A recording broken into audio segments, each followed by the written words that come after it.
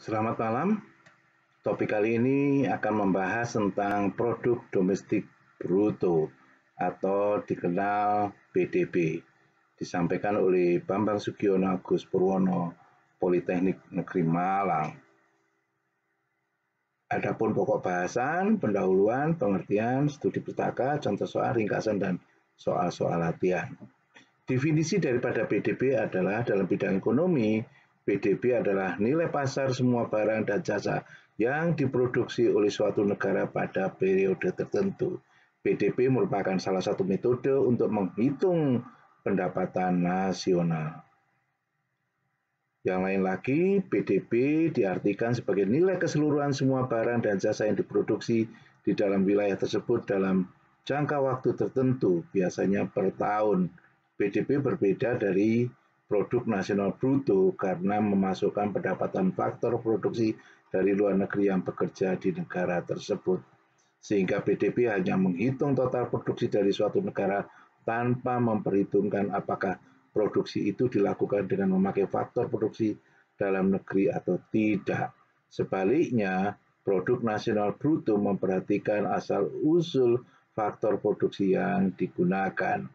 Formula yang digunakan pada PDB dapat dihitung dengan memakai dua pendekatan, yaitu pendekatan pengeluaran dan pendekatan pendapatan.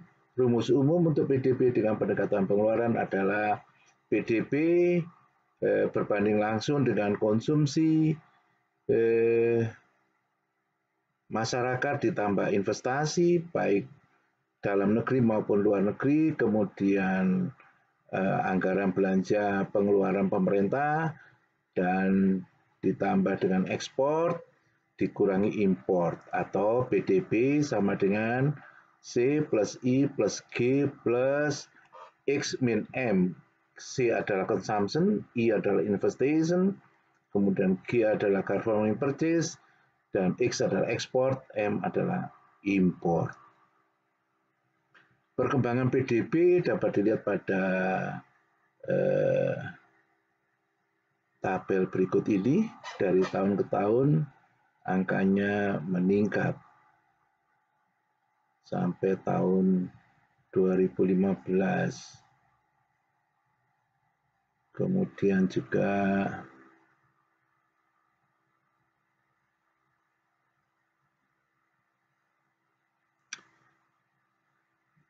consumption, investasi, government purchase, dan ekspor import. Yang pertama, investasi adalah suatu istilah dengan beberapa pengertian yang berhubungan dengan keuangan dan ekonomi. Investasi berkaitan dengan akumulasi suatu bentuk aktiva dengan suatu harapan mendapatkan keuntungan di masa depan. Investasi disebut juga penanaman modal. Berdasarkan teori ekonomi, investasi berarti pembelian dan produksi dari modal barang yang tidak dikonsumsi tetapi digunakan untuk produksi yang akan datang. Barang produksi contohnya membangun rel kereta api atau pabrik.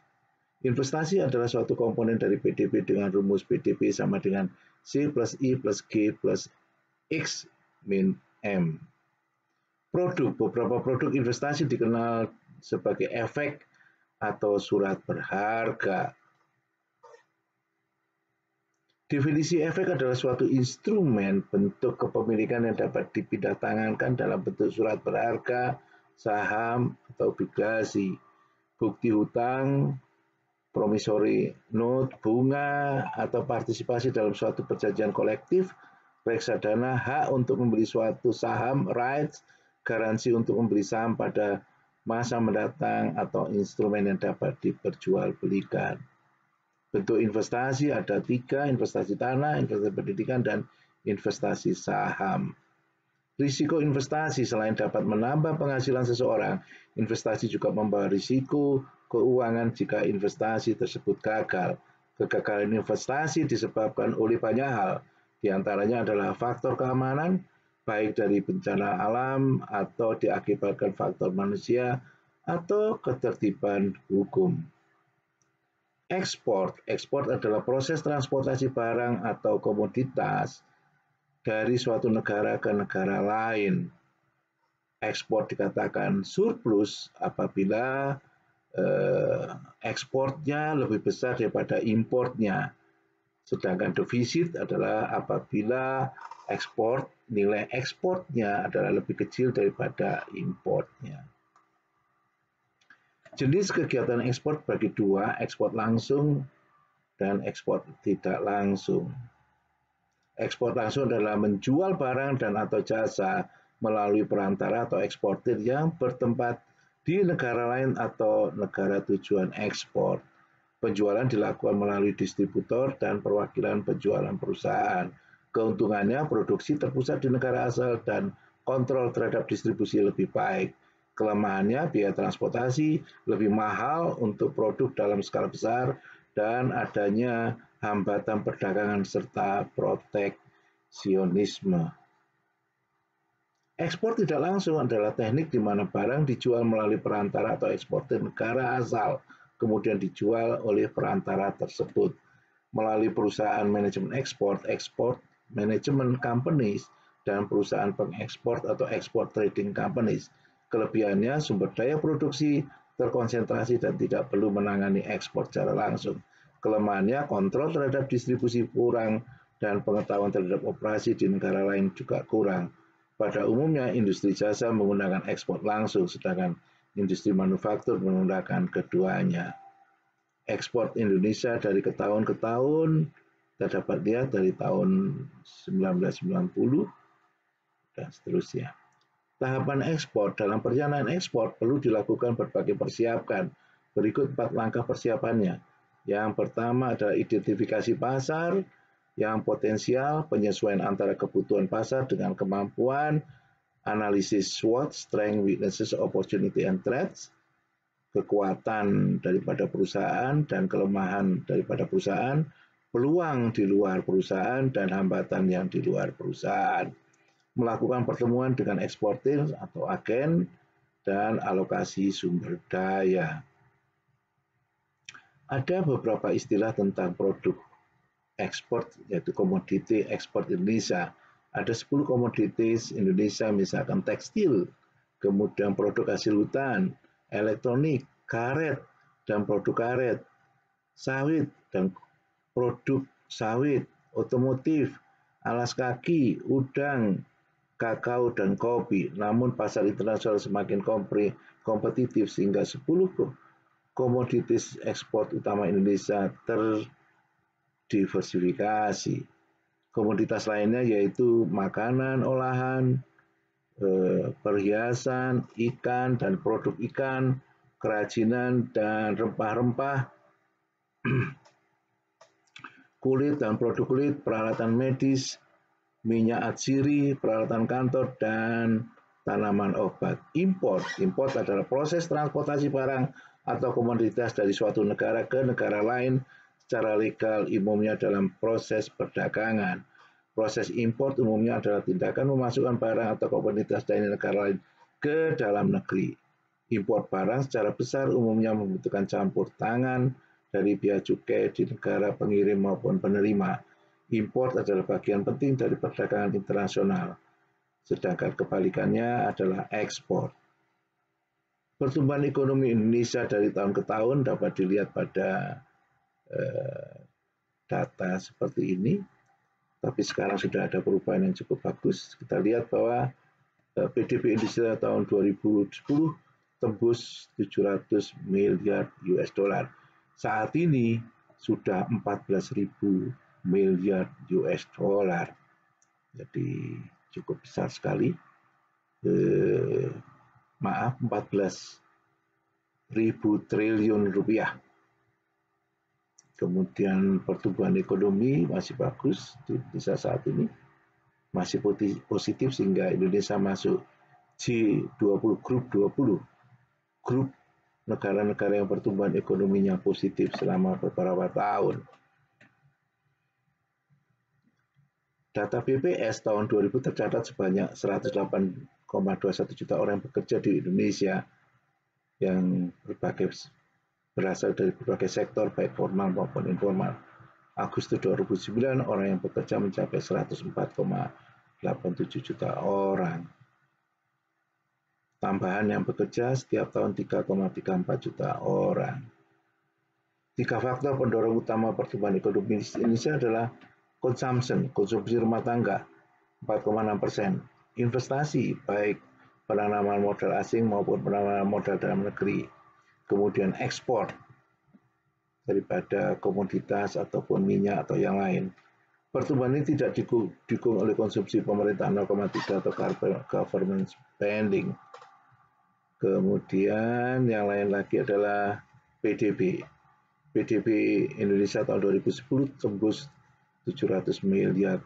Indonesia menempati posisi ke-18 terbesar dunia pada tahun 2010. Sekarang sudah terbesar ke-14 dari G20, grup 20.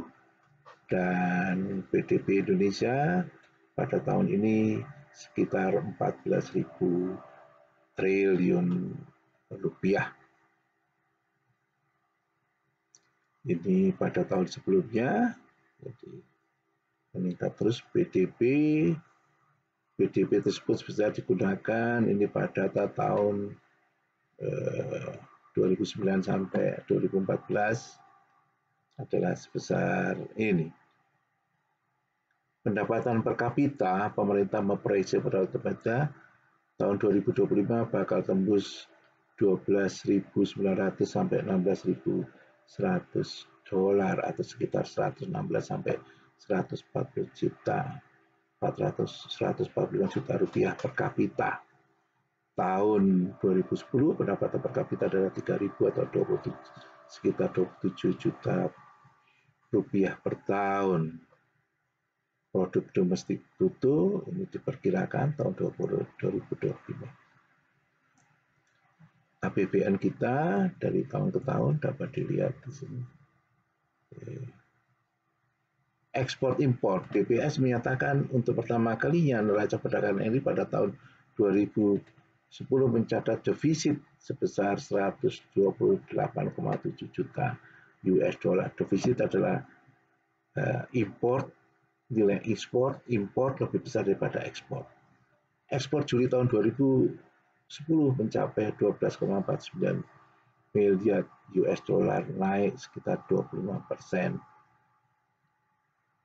Meski defisit pada Juli secara kumulatif sejak Januari hingga Juli, neraca perdagangan masih surplus sebesar 9,46 miliar US dollar.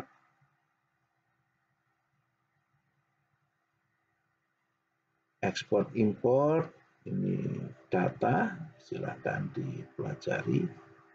Kemudian juga masih ekspor impor, yaitu ekspor Indonesia ke India ini, yaitu hasil alam dan pertanian seperti batu bara, minyak sawit mentah, crude palm oil, rempah-rempah, peralatan rumah tangga, dan hasil kerajinan dan tekstil. Komoditi lain yang diminati India adalah kertas, mesin, dan peralatan listrik, karet mentah dan karet sintetis, kayu, dan produk kayu. Ini data juga dari ekspor impor. Ini juga data juga berkaitan dengan Cina, ekspor Cina ke Indonesia. Ini surplus neraca perdagangan antara Indonesia dan Cina.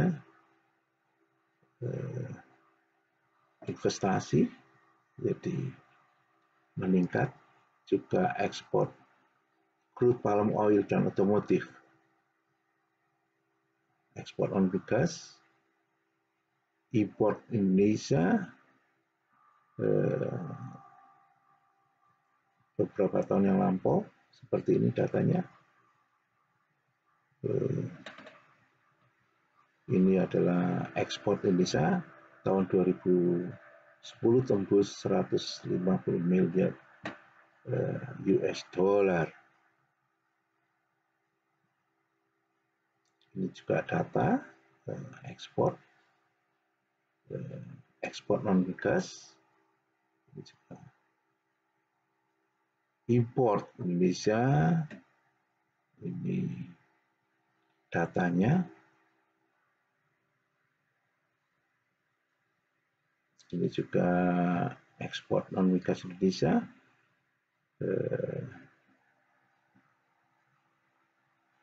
ke negara Jepang, Cina, dan Amerika Serikat. Ekspor ke Thailand. Posisi Indonesia berkaitan tentang Global Competitiveness Index. Posisi Indonesia yang bergerak naik 10 tingkat ke peringkat 44 berdasarkan Global Competitiveness Index GCI terbaru berpotensi meningkatkan investasi internasional. Dengan kondisi tersebut, Indonesia diharapkan dapat mencapai target pertumbuhan ekspor 7 hingga 8,5% per tahun, yaitu indeks persaingan global. Kemudian juga masih ekspor impor. Nah, berikutnya adalah ekspor impor juga masih ringkasan. Topik ini telah membahas definisi PDB, formula PDB, dan komponen PDB. Soal-soal latihan jelaskan tentang definisi PDB dan formula PDB serta komponen PDB. Referensi adalah Wikipedia dan viva.com. Disampaikan oleh Bambang Sugiono Agus Purwono, dosen jurusan Teknik Mesin Politeknik Negeri Malang, Indonesia.